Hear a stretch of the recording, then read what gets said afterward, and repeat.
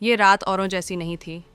पाकिस्तान के पंजाब प्रांत का छोटा सा कस्बा मुरीद के घड़ी की सुइयां 12:45 पर टिक चुकी थीं और तब आसमान से एक अजीब सी आवाज़ आई।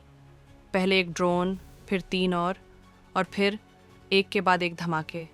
कोई नहीं जानता था कि ये रात पाकिस्तान के आतंक के नक्शे से मुरीदके का नाम मिटा देगी, क्योंकि यहीं इसी ज़मीन पर दशकों से पल रहा था वो जहर जिसने भारत को कई जख्म दिए।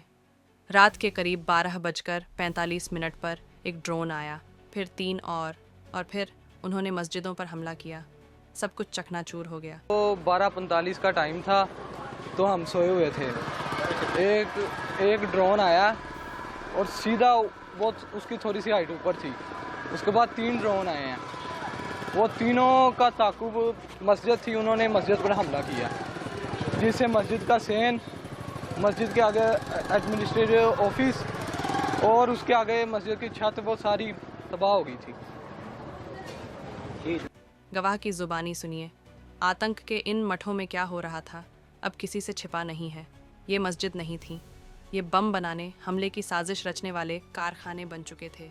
मुरीद के वही जगह जहां से लश्कर ए तैयबा का संचालन होता था, यहीं से 26 नवंबर के हमलों की स्क्रिप्ट लिखी गई थी।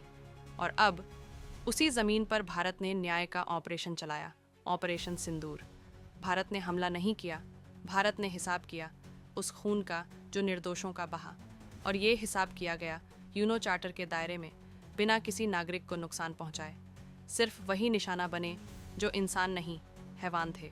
मुरीद के में सिर्फ दीवारें नहीं गिरी, गिरा वो घमंड जो सोचता था कि भारत कुछ नहीं करेगा, और टूट गया वो भ्रम जो पाकिस्तान सालों से दुनिया को दिखा रहा था।